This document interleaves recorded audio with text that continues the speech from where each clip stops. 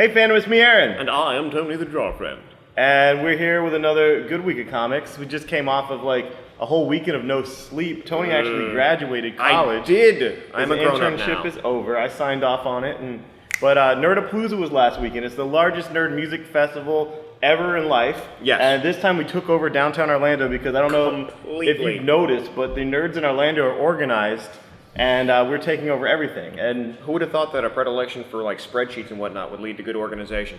Well, they have me for the charisma. Like, this is true. I'm not a spreadsheet kind of guy. But we had so much fun with all these tributes to Triforce Mike. Yeah. And we cried so much. It was ridiculous. Like, the hearts and like, it was everywhere and all over the screens. And, you know. It was a really touching montage they had. Nerdapalooza was just friggin' awesome. And the Proto-Men covered Show Must Go On. And yes. Everyone cried. Yeah. And AFO was also, it's anime festival with Tara Strong, yeah, Twilight she was Sparkle. their guest du jour. And she signed a shirt for me that says "Comic Shop is magic." What? She loves us because I'm a brony. That's a merger of two things. I'm crossing the memes. But anyway, in other news of crying about dead people, Spider-Man number 4 comes out, and it's like fully emotional. It's fully involved, and this is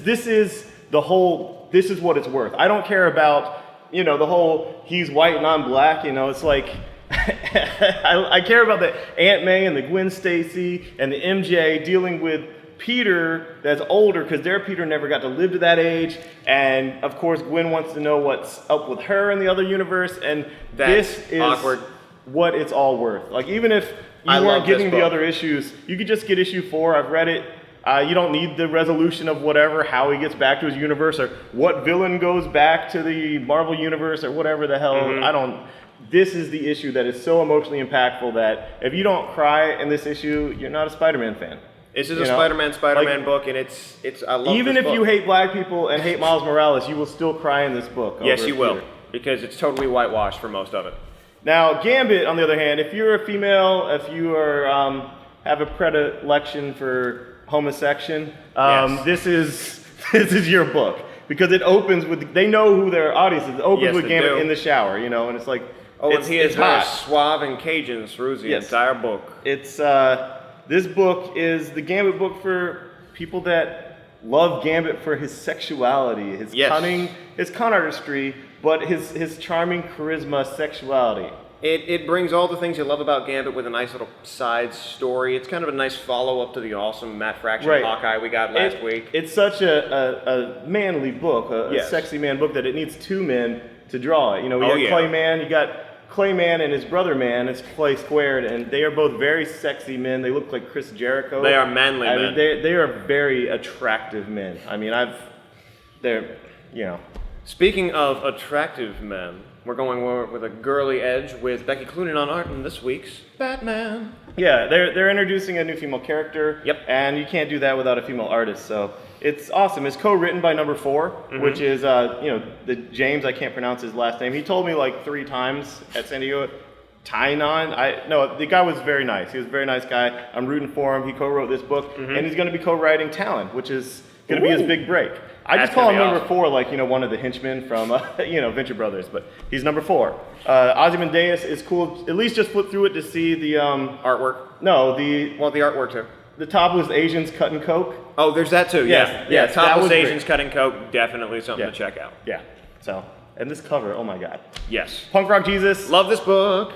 The art is so beautiful. It's black and white because it's punk rock, DIY and all that stuff. But anyway, Sean Murphy kills it. He kills it, both writing and on the art. I am glad he wrote this, because this was his idea, and he told me that he thought about, getting a writer, having a co-writer, whatever, and the people he trusts in his life says, no, you're passionate about this, go ahead and write it. And I'm glad he did, because it's very pretty to look at, but it's a great story. It's a really sharp story. It's poignant, and it analyzes what would happen in a really real way if... And it's not anti-religion. It's not just dogging religion. It's dogging our entire culture in America. It's not just picking on religious folks. It's making fun of everything about our culture. Reality TV shows, what happens with a woman in isolation, and when she gets cut off. I didn't read that deep into it. It's good. If you want to read something that is making fun of Christianity, Archer and Armstrong... This book is hot. I loved it. Now, as a homeschooled child, Archer, as it turns out, is a homeschooled individual, and I can tell you, 100% accurate.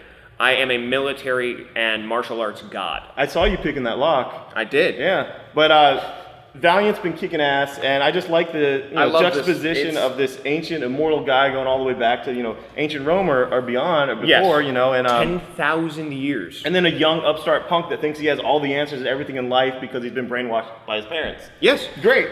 This is a militaristic Book of Mormon. Yes. He's out on his mission and he's kicking ass. Now, Gambit was for one set of people. It Girl, do you like girls?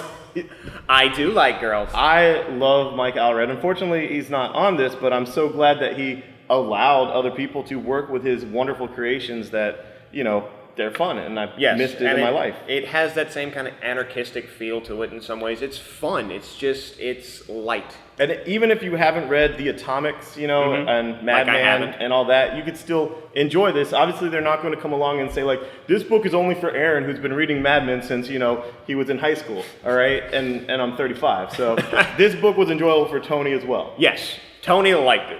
Cool. So give it a shot. And finally, Tony wanted to talk about his friend's book, because I don't know that maybe he's paying him.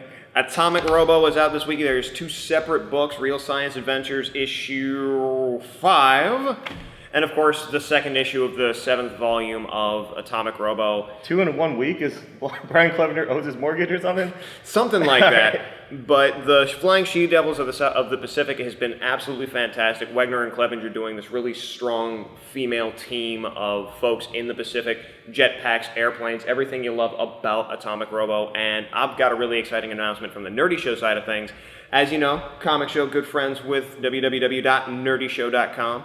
And there's now going to be commentaries on every issue of Robo that comes out. Not both of them this week, but the Atomic Robo proper that's coming out, Wegner and Clevenger are going to be giving their thoughts. Wait a minute, how are you getting Clevenger on your show? Well, as it turns out, Clevenger's one of the hosts of Nerdy Show. You guys should lead with that. You should lead with that. All right.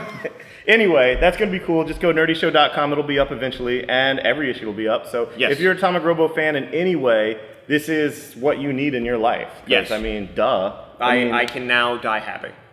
Cool. So anyway, that's it for us. It's kind of a small week. There's some new stuff to try. And at the comic shop on Saturday, we're going to have a benefit, Batman White Knights benefit. So come in here and be a White Knight and buy some artwork, donate some money, drink some beers for Aurora. The victims of the Aurora shootings, yeah. There are people, there's people that go to a opening night of a Batman movie. I mean, that could have been any one of us. Yes, and, at the comic shop, we really feel death in a serious way that's not all jokey. I mean, that's weird for us because, it's not always fun and games. Sometimes it's shits and giggles, and then, sometimes it's just shit. Sometimes, yes. You got to mix it up sometimes. And then on the 18th, it's going to be pure fun. It's going to be the Reign of the Nerds party, where we're going to celebrate all our victories in the best of contests. And Mike's victory is #1 Big Shot posthumously. That's the giggles part. Yeah, and we're going to have so much beers, and it's going to be fun. If you haven't ever partied with me, you haven't partied. I'm keeping the dream alive. Until your liver gives out. Something like that. Something like that. All right.